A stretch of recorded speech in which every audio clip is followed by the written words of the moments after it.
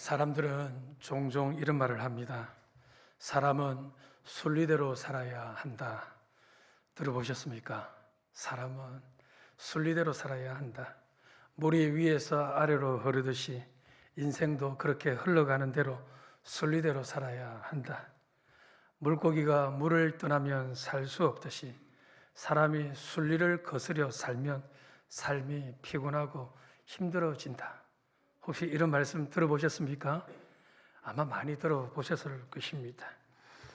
들어보니까 틀린 말이 아니라 맞는 말처럼 들립니다. 그러나 여러분, 신앙의 삶은 다릅니다. 신앙의 삶은 때로는 순리를 거스를 때가 있습니다. 아니, 때로는 그 순리를 거슬려야 우리의 신앙이 빛을 발하기도 합니다. 어떤 한 집사님이 옆집에 사는 이웃을 전도하기 위해서 음식을 대접하고 호의를 베풀고 힘들 때 도와주기도 합니다. 아주 친절히 대해 줍니다. 그리고 이제 때가 되었다 싶어서 이 집사님이 이웃분에게 무엇을 제안했을까요? 교회를 갑시다. 내가 교회를 나가는데 교회를 나가보니까 너무 좋아요. 그래서 당신도 함께 저와 함께 교회를 한번 나가봅시다. 이렇게 제안을 했습니다. 그러자 그 이웃분이 교회에 가는 것을 한사코 거절합니다. 호의는 호의고 자기는 교회를 절대 나갈 수 없다는 것입니다. 그래서 이 집사님이 묻습니다. 왜 그렇게 교회 나가는 것을 싫어하느냐? 그렇게 물으니까 그 이웃분이 이렇게 대답을 합니다. 자기는 집안이 다 불교 집안이라 교회를 나갈 수 없다는 겁니다. 부모, 형제가 다 불교이기 때문에 순리를 거스려서 교회를 나가고 싶지 않다는 거예요. 괜히 교회 나갔다가 집이 문제가 생기고 풍비박산이 나면 큰일 난다는 것입니다. 사랑하는 성도 여러분, 여러분은 어떻게 생각하십니까? 집안이 불교이기 때문에 예수를 믿지 않는다. 어떻게 보면 이게 순리입니다. 그렇지 않습니까? 한 집안의 종교가 서로 다르면 이상하죠. 순리를 거스르는 것처럼 보입니다. 그러나 여러분, 이 순리가 정말 그 사람에게 복입니까? 우리 집안은 불교 집안이기 때문에 교회를 못 나갑니다. 순리이죠. 당연한 것처럼 들립니다. 그러나 그것이 과연 그 사람에게 복입니까? 아니죠.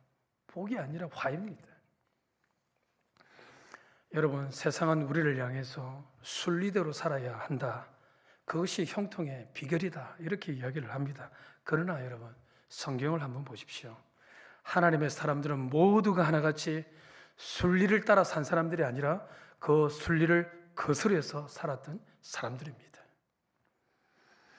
여러분, 예수님께서 순리대로만 사셨습니까? 그분의 삶은 시종일관, 순리가 아니라 역설의 삶을 살았던 분이십니다. 빌립보서 2장 6절의 말씀, 우리가 잘 아는 말씀이죠. 같이 함께 읽어봅시다. 그는 근본 하나님의 본체시나 하나님과 동등됨을 취할 것으로 여기지 아니하시고. 그는, 여기서 그가 누구십니까? 우리 예수님은 근본 하나님의 본체시나, 그분은 근본적으로 하나님과 동등한 분이시라는 것입니다. 근데 그 예수님께서 하나님과 동등됨을 취할 것으로 여기지 아니하시고 어디까지 내려오십니까? 2장 7절에 보니까 오히려 자기를 비워 종의 형체를 가지사 어떤 존재와 같이 되셨습니까? 사람들과 같이 되셨습니다.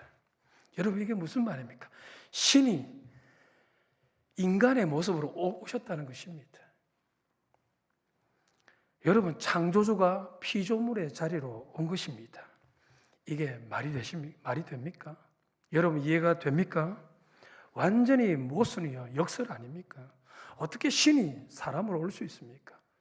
어떻게 창조주가 피조물의 자리에 올 수 있습니까? 그건 여러분 마치 진짜 창조주가 맞나 의심할 그런 모습 아닙니까? 더 이해가 안 되는 게 있습니다. 그 다음 구절입니다. 8절의 말씀을 한번 보세요. 사람의 모양으로 나타나사 자기를 낮추시고 죽기까지 복종하셨으니 곧 십자가에 죽으심이라. 하나님이 하나님과 본체신데 그 하나님과 동등됨을 취할 것으로 여기지 아니하시고 사람의 모습으로 오셨습니다. 낮고 낮은 이 자리에 오셨습니다. 오신 것으로 그친 것이 아니라 8절의 말씀을 보니까 어떻게 하셨습니까? 죽기까지 하셨으니. 어떻게 죽으셨다고요? 십자가에서 죽으십니다. 여러분, 십자가가 뭡니까? 목에 매는 목걸이가 십자가가 아니지요.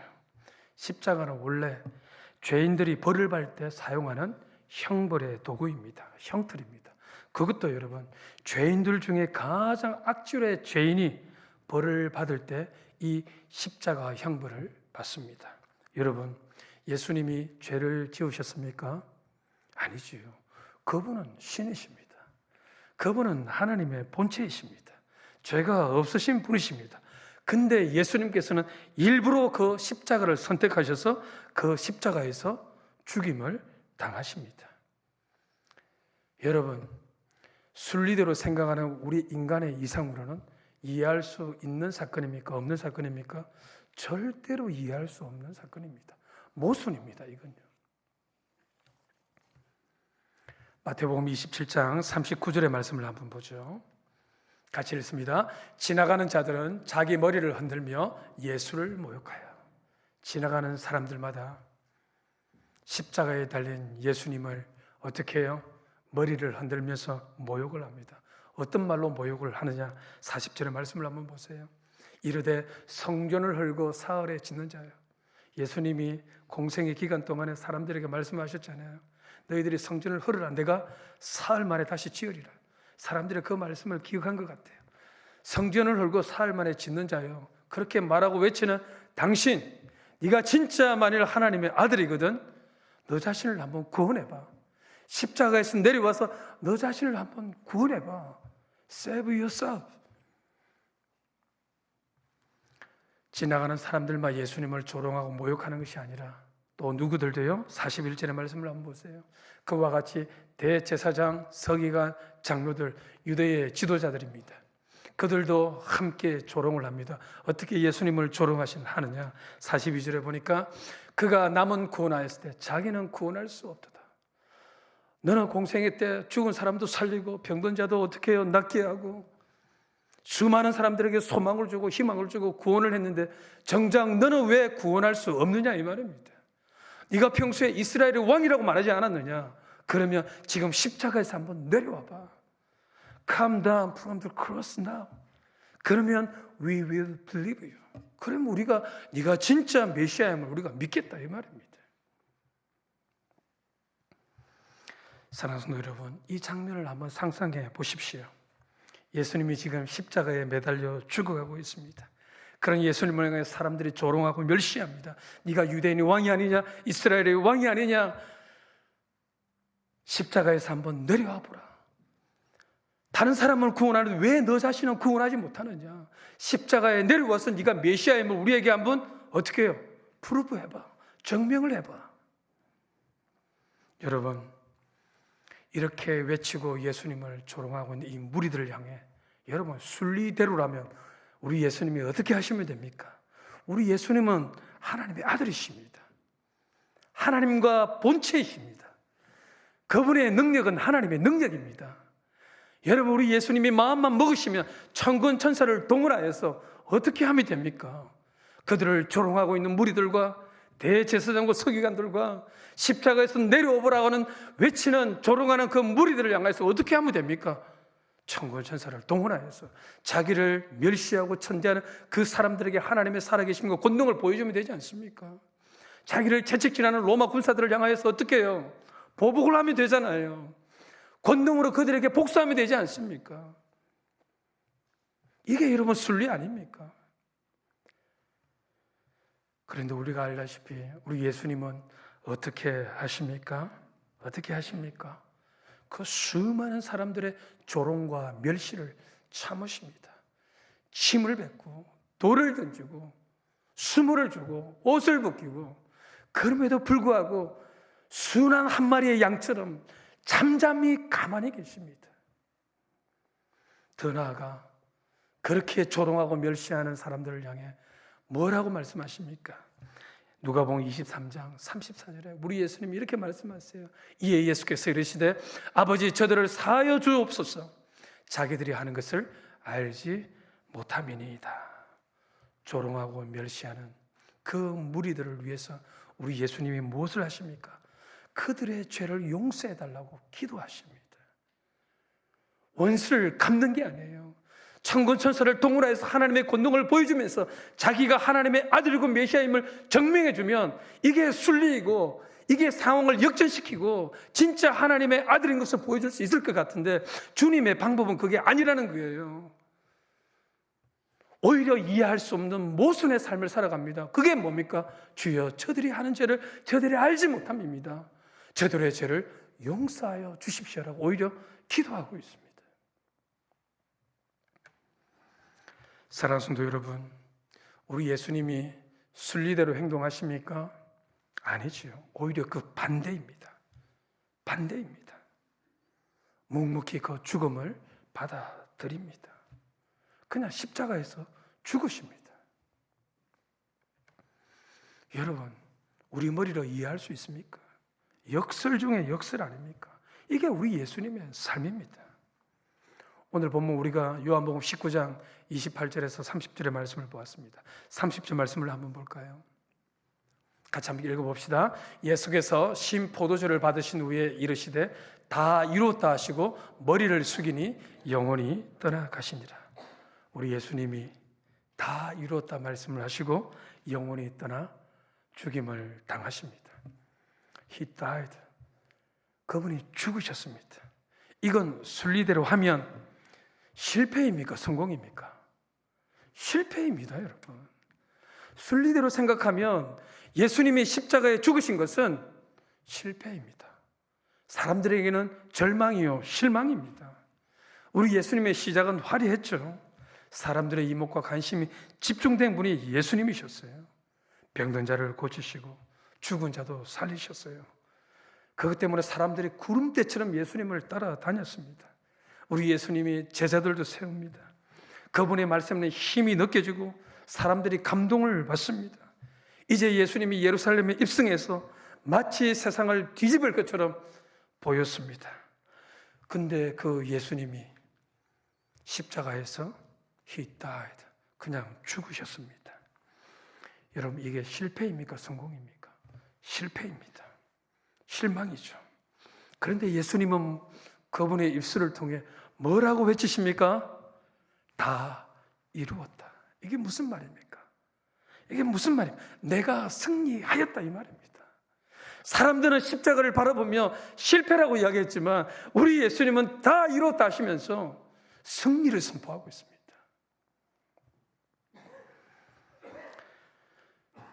여러분, 예수님께서 이런 모순과 역설의 삶을 왜 감당하셨습니까?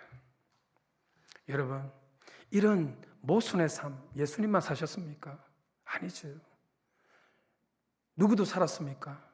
우리 믿음의 선배들도 예수님과 똑같이 모순된 삶을 살았어요. 순리대로 삶을 살지 않았단 말이죠. 여러분, 왜 우리 믿음의 선배들이, 왜 주님의 제자들이, 왜 사도들이, 왜 초대교회 성도들이 모순의 삶을 살았습니까? 이해되지 않는 삶을 왜 살았습니까? 이유는 간단합니다. 예수님께서 그렇게 살아라고 말씀하셨기 때문입니다. 한번 볼까요? 마태복음 5장 44절의 말씀입니다.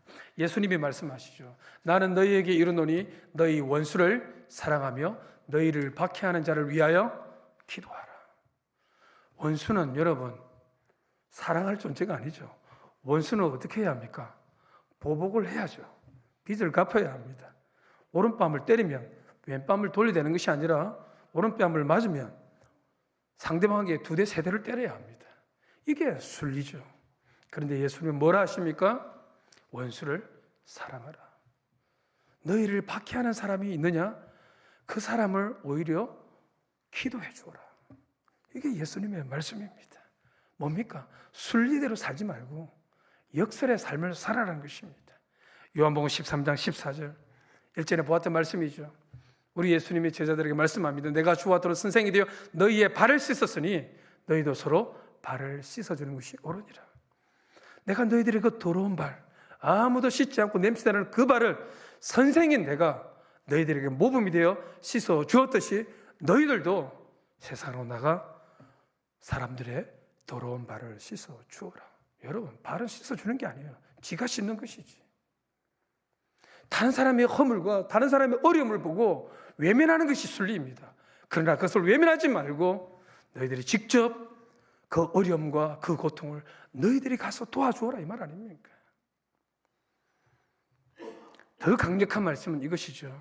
누가복음 9장 23절 아무든지 나를 따라오려거든 자기를 부인하고 날마다 제 십자가를 지고 나를 따를 것이니라. 여러분, 세상의 순리가 뭡니까? 자기를 부인하는 것이 아니라 자기를 주장하는 거예요. 자기를 인정하는 거예요. 자기를 위해 사는 거예요. 그런데 예수님은 뭐라고 합니까? 반대로 살아야 된다. 너 자신을 부인해야 돼. 우리는 십자가를 안 지려고 합니다.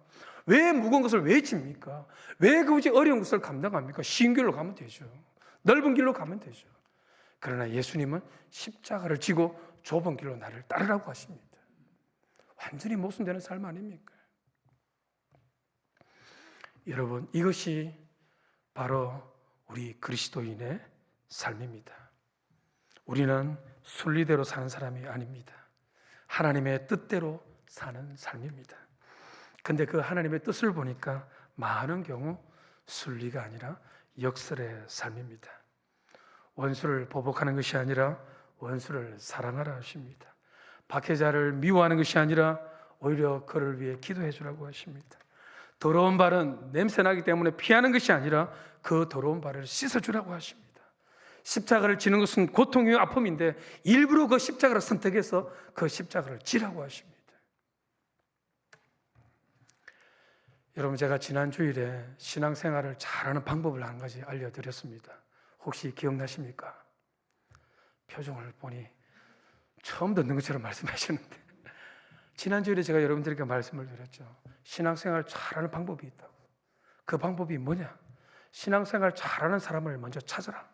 찾았다면 그 사람이 신앙생활하는 대로 나도 똑같이 따라하면 된다. 그래서 신앙의 롤모델, 진정한 롤모델은 누구라고요? 예수님이라고 말씀을 드렸죠. 근데 여러분, 예수님과 예수님을 따르는 믿음의 사람들, 신앙생활 잘하는 사람들의 공통점이 있습니다. 그 공통점이 뭐냐?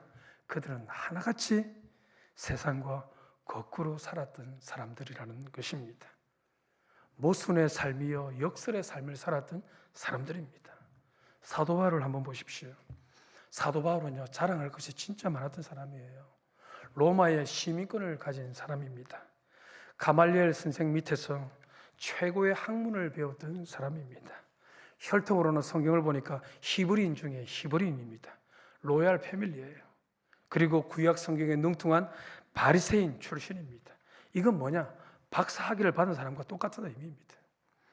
근데 여러분, 그가 뭐라고 고백을 합니까? 스스로 이런 고백을 합니다. 나는 이 모든 것을 해로 여길 뿐만 아니라 배설물로 여긴다라고 합니다. 그가 가지고 있는 로마 시민권, 그가 가진 학위, 그가 가진 그런 혈통, 가진 지식, 학문, 모든 것을 다 해로 여기고 오히려 배설물로 여깁니다. 그러면서 그가 자랑할 것이 한 가지밖에 없는데 그게 뭐라고요? 예수 그리스도밖에 없다고 합니다. 여러분, 완전히 모순 아닙니까? 우리는 여러분, 세상 사람들은 여러분 가진 학위, 재산, 그죠? 학력, 경험, 다른 사람이 가지지 못한 가진 것, 이것이 우리의 자랑이고 내세울 것인데 사도 바울은 그것은 해라는 것입니다. 배설물이라는 거예요. 오히려 자랑할 것은 예수 그리스도밖에 없다고 합니다. 베드로를 보세요. 죽는 것이 두려워서 예수님을 저주하고 부인한 사람입니다. 자기 살 길 찾아 도망한 사람입니다. 그런 그가 이제 사도행전을 보니까 죽음을 두려워하지 않습니다. 고난과 박해를 무서워하지 않습니다. 도망하지 않습니다. 예수를 부인한 그 예수를 이제 증거하며 살아갑니다. 사도행전 5장 41절의 말씀을 한번 볼까요? 같이 함께 읽습니다. 사도들은 그 이름을 위하여 능력받는 일에 합당한 자로 여기심을 기뻐하면서 공회의 앞을 떠나니라. 이 사도들, 베드로와 그의 제자들, 초대교회 성도들입니다. 그 중에 베드로도 있었단 말이죠. 그 베드로가 어떻게 생각합니까? 능력받는 일에 예수 그리스도의 이름 때문에 당하건 능력과 핍박과 박해, 이것을 받는 것을 합당한 것으로 여기며 오히려 기뻐한다고 합니다. 여러분, 박해를 당하고 능력을 당하고 멸시를 당하고 수모를 당하고, 여러분 다른 사람한테 자존심 한번 걸켜도 밤에 잠이 옵니까 안 옵니까? 잠이 오지 않습니다. 그 사람은 왜 그렇게 말을 했는가? 나를 무시하는 건가? 밤에 잠을 못 잡니다. 근데 베드로는 여러분, 능력을 받고 수치를 당하고 수모를 당하고 멸시를 당해도 그것을 기뻐하게 여깁니다. 기쁘게 여깁니다. 이게 여러분 세상 사람들의 생각으로는 이해할 수 있는 일입니까? 모순 아닙니까? 한번 보세요. 우리 믿음의 선배들은 세상과 거꾸로 살았던 사람들입니다. 순리가 아니라 역설로 살았던 사람들이라는 것입니다. 사랑하는 성도 여러분, 왜 예수님은 순리가 아니라 역설로 사셨습니까? 왜 우리 믿음의 선배들은 세상의 방식이 아니라 하나님의 방식대로 순리가 아니라 왜 역설의 삶을 살았습니까? 왜 이해되지 않는 삶을 살았습니까? 그들이 세상 이치를 몰라서 그런 것입니까? 뭘 몰라서 그렇게 행동한 것입니까? 아니라는 것입니다. 이유가 있습니다. 중요한 것은 그 이유죠. 여러분, 그 이유가 뭘까요? 왜 예수님이 왜 이 땅에 종의 형체를 가지사 사람의 모습으로 오셨습니까? 왜 지지도 안 지셔도 되는 그 십자가를 왜 지셨습니까? 왜 우리 믿음의 선배들은 일부러 왜 고난의 자리에 자처하며 찾아갔습니까? 왜 멸시를 받았습니까? 왜입니까? 이유는 딱 한 가지입니다. 한번 따라해 보겠습니다. 사람을 살리기 위해서. 바로 이 이유입니다. 사람을 살리기 위해서, 죄인을 살리기 위해서 이렇게 모순이요 역설의 삶을 살았던 것입니다. 왜 예수님께서 원수를 사랑하고 했습니까? 왜 여러분 박해하는 자를 보복하지 말고 왜 오히려 그를 위해서 기도해 주라고 하십니까? 왜 다른 사람의 더러운 발을 씻으라고 하시느냐? 왜 자기를 부인하고 십자가를 좇으라고 하시느냐? 왜 예수님께서 다 이뤘다 하시면서 그냥 십자가를 지시고 죽으셨습니까? 이유는 딱 한 가지라고요. 사람을 살리기 위해서, 죄인을 살리기 위해서, 이 땅에 인류의 생명을 주시기 위해서 그렇게 여러분 모순의 삶을 살았던 것입니다. 중요한 것은 이 삶을 우리 하나님께서는 우리를 향해서도 너희들도 이런 삶을 살아라 라고 말씀하고 계신다는 것입니다. 사람을 살리기 위해 이런 모순의 삶을 살아야 한다. 십자가의 삶을 살아야 한다. 박해하는 자를 위해서 오히려 기도해 줘야 한다. 다른 사람의 발을 씻어야 한다. 겸손해야 한다. 그렇게 말씀하고 있는 것입니다. 여러분, 교회가 왜 존재합니까? 미국 이민 땅에 한인 단체가 있으면 좋으니까 교회를 중심으로 해서 한인들이 모여서 교제하는 단체가 교회입니까? 아니죠. 좋은 사람 만나기 위해서 오는 것도 교회가 아닙니다. 교회는 어떤 곳입니까? 사람을 살리기 위해 존재하는 하나님의 공동체입니다. 목사도 마찬가지죠. 이 목사가 강단에서 왜 설교를 하고 있습니까? 왜입니까? 목사가 가지고 있는 성경의 지식을 여러분들에게 자랑하고 싶어서 설교하고 있는 것입니까? 아니죠. 설교가 예배의 중요한 한 순서니까, 중요하니까 제가 이렇게 설교를 하고 있는 것입니까? 아니죠. 이렇게 강단에서 선포되는 말씀을 통해 여러분들이요, 세상의 이치로 순리대로 사는 것이 아니라 세상을 오히려 거슬러서 모순과 역설의 삶을 삶으로 말미암아 사람을 살리게 하기 위해서, 그런 예수 그리스도의 사람을 세우기 위해서 하나님의 말씀을 선포하고 이 교회가 존재하는 것 아닙니까? 이 존재의 목적을 잃어버리면 안 돼요. 저는 고등학교 2학년 때까지 이걸 잘 몰랐습니다. 예수를 믿는 삶이 어떤 삶인지 잘 몰랐습니다. 그도 그럴 것이 제가 한국에서 다녔던 학교는 입시 지옥 학교입니다. 아침 8시까지 학교에 가서 점심시간 잠시 가지고 그리고 하루 종일 공부하고 도시락 저녁 한 끼 먹고 그리고 밤 10시까지 야간 자율학습을 시켰습니다. 또 밤 10시 되면 공부 잘하는 친구들 그때 또 학원을 가요. 저는 뭐 돈이 없어서 학원을 못 갔습니다만 그런 입시 지옥 학교에 있었어요. 그렇게 3년을 보낸 동안 제가 세뇌당한 게 뭔 줄 압니까? 교실에 들어오는 선생님들마다 출석부를 탁 치면서 하는 말이 있었어요. 그게 뭐냐? 이놈들아, 공부를 왜 하느냐? 공부해서 남주냐? 다 너 잘 되기 위해서 공부하는 것이라고. 얼핏 들으면 이게 순리 아닙니까? 맞는 말처럼 들립니다. 근데 여러분, 제가 성경을 읽고 하나님의 말씀을 깨닫고 예수님의 가르침을 깨달아 보니까 이게 아니더라고요. 완전히 반대입니다. 뭡니까? 예수님을 알아보니까 예수님은 공부해서 남주라고 합니다. 돈 벌어서 남을 위해 살으라고 합니다. 내가 가진 것을 남을 위해서 사용하라고 합니다. 내가 가진 건강을 가지고 다른 사람을 살려내는 일에 사용하라고 합니다. 이게 주님의 말씀이고 성경의 가르침이에요. 근데 세상은 거꾸로 가르칩니다. 그래서 여러분, 신앙생활 잘하는 방법 중 한 가지가 뭐냐? 세상과 거꾸로 사는 것입니다. 우리 예수님처럼, 우리 믿음의 선배들처럼 말입니다. 여러분, 우리가 순리대로만 살면 사람을 살리지 못합니다. 사람을 감동시킬 수가 없어요. 그러나 우리가 순리대로가 아니라 하나님의 뜻대로, 우리 주님이 가신 그 삶대로, 우리의 믿음의 선배들이 살았던 대로 모순이지만 역설의 삶을 살면 우리가 사람을 변화시킵니다. 우리를 통해서 생명이 다시 어떻게 해요? 나타난다는 거예요. 죽은 사람이 죽기로 돌아온다는 것입니다. 최근 2주 전에 한 부부가 저희 교회에 등록을 했습니다. 이분은요, 청년 때까지 교회를 다녔어요.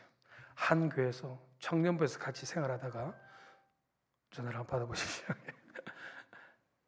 청년부에서 눈이 맞아가지고 서로 결혼을 했다는 것입니다. 근데 결혼하자마자 이 와이프 쪽에, 여자 쪽이 성당에 가고 싶은 마음이 생긴 거예요. 아마 구체적으로 말씀을 하지 않았는데 교회에서 무슨 상처를 받은 것 같기도 해요. 그것으로 인해서 이 부부가 성당을 가기 시작한 것입니다. 그렇게 성당을 다니기를 거의 한 20년 가까이 다니셨던 것 같아요. 근데 최근에 저희 교회에 오신 것입니다. 성당에서 교회로 돌아오신 것이죠. 제가 물어봤어요. 어떻게 저희 교회를 알고 오셨냐고. 한편으로 이 목사의 설교를 듣고 감동을 받아가지고 은혜를 받아가지고 오셨다라고 말을 하면 좋았을 것인데 그게 아니더라고요, 여러분. 같은 직장에 한 여자 동료분이 계신데 그분을 보니까 이분은 직장에서 스트레스가 많아요. 사람들은 짜증을 내고 힘을 내고 얼굴에 인상을 쓰는데 이분은 항상 웃으시는 거예요. 다른 모든 사람들은 자기 일도 버거워가지고 자기 일 하기 나름인데 이분은 다른 사람을 배려하고 다른 사람을 섬기고 도우면서 생활하네요. 그 여자 동료분을 바라보면서 어떻게 마음이 참 좋았대요. 근데 그분이 이분에게, 이 와이프분에게 우리 교회 한번 갑시다라고 툭 한번 말씀을 던지신 것 같아요. 그 말을 듣고 우리 교회에 찾아온 것입니다. 여러분, 우리 교회를 찾아온 이유는 간단하죠. 그 여자분 성도 때문에 오신 것이죠. 근데 저는 이렇게 생각을 해봅니다.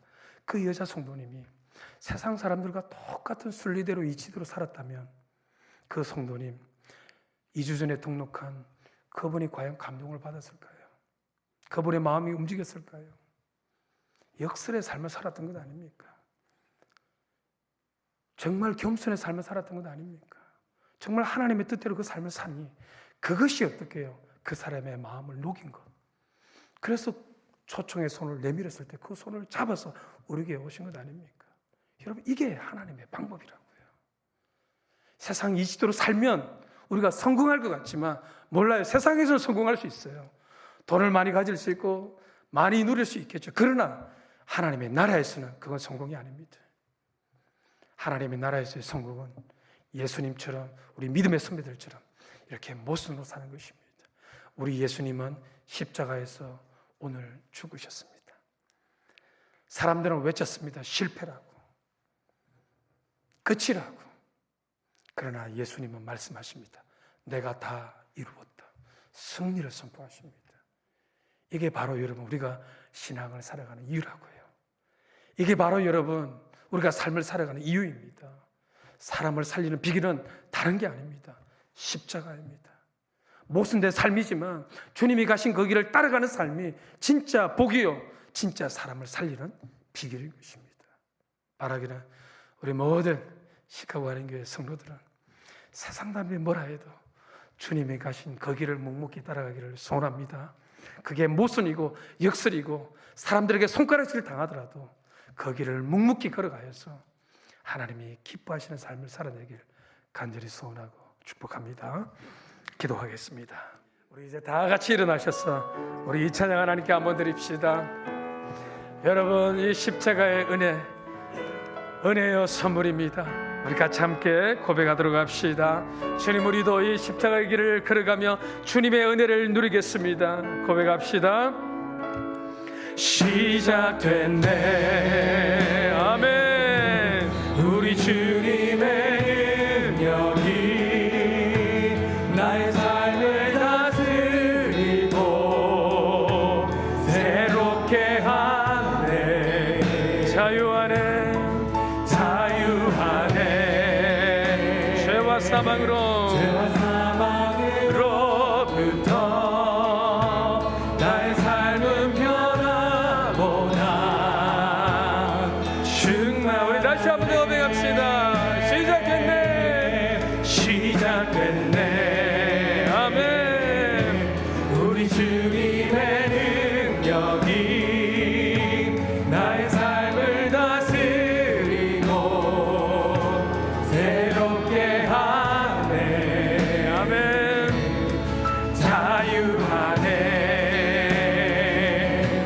죄와 사망으로부터 나의 삶은 변하구나. 충만하네. 할렐루야.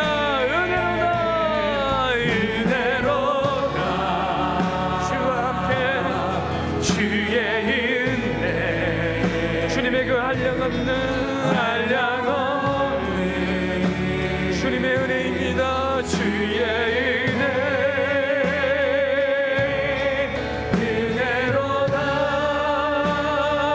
은혜로다. 주의 은혜. 변함없는 신실하신 주의 은혜. 우리 한 번 더 고백합시다. 은혜로다. 은혜로다.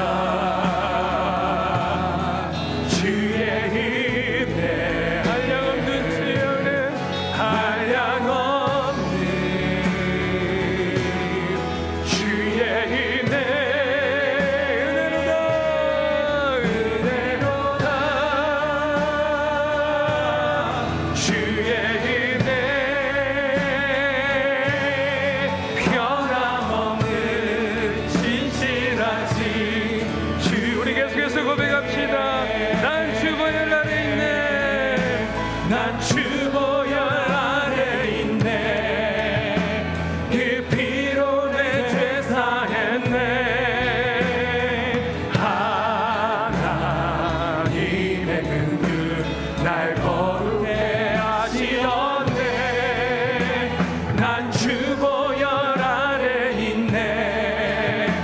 난 원수의 어떠한 공격에도 더 이상 넘어지지 않네. 난 주보. 우리 한번 두 손을 높이 들고 우리 한번 더 고백합시다. 난 주보혈 아래 있네.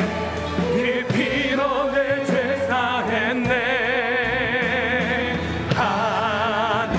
하나님의 긍휼 날 거룩해 하시었네. 난 주보혈 아래 있네. 난 원수의 어떠한 공격에도 더 이상 넘어지지 않네. 난 주보혈 아래 있네. 할렐루야. 아멘. 지금은 우리 주 예수 그리스도의 은혜와 하나님 아버지의 무한하신 사랑과 성령의 교통하심, 위로하심, 한량없는 축복하심이 오늘 말씀을 듣고 세상의 이치와 순리가 아니라 하나님의 말씀대로, 하나님의 뜻대로, 주님이 가신 그 길대로, 우리 믿음의 선배들이 갔던 그 삶대로 모순이지만 역설이지만 십자가의 길을 가기로 다짐하는 이 자리에 거기서 모든 주의 백성들 머리 위에, 이들의 일터와 가정과 자녀들과 생업 위에 지금부터 영원토록 항상 함께 있을지어다. 아멘.